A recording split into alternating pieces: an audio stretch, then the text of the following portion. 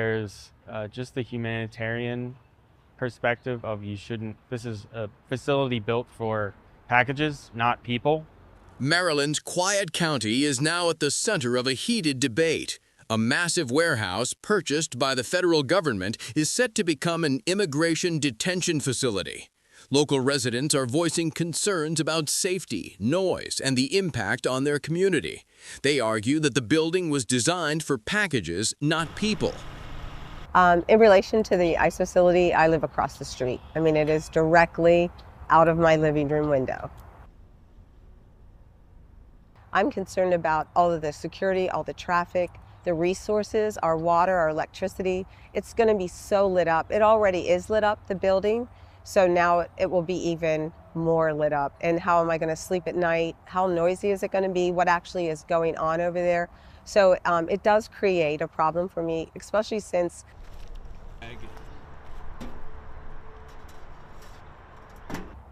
I'm going to move as soon as the time is right. I'm looking right now, but I'm definitely no longer going to live here, which is really sad to me. I love it here. I love the area. I love everything. This has been my home for 28 years. I hope to retire here. Authorities say the facility will create hundreds of jobs and meet high detention standards. Officials insist it will have medical staff at proper oversight.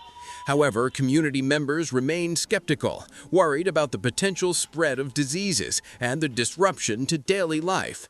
Many have organized protests, holding signs, and attending county commission meetings to make their concerns known. Department of Homeland Security officials have met with Washington County leaders to talk about the facility. They've said it'll create about 1,100 jobs, and they have promised that it will meet the highest detention standards and that they'll have medical staff on site. But we've talked with protesters who are concerned about this facility, and specifically about 50 medical professionals have signed on to a letter raising health concerns about the facility. When you have people in a warehouse without ventilation, so there's no ventilation designed for people. Infectious diseases are going to spread like wildfire. We see in Texas, the outbreak of measles,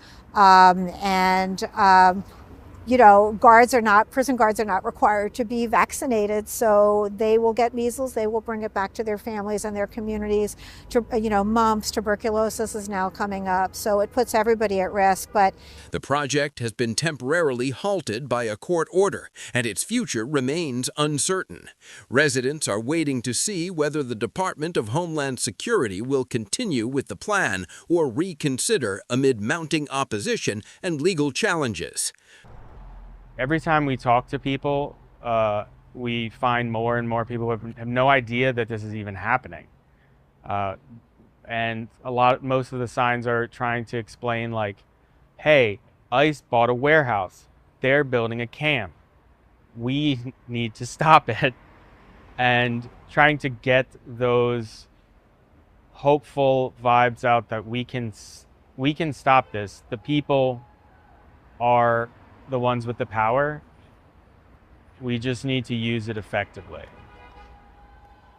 This story highlights the tension between federal policy and local communities as Maryland faces one of several planned detention facilities across the country.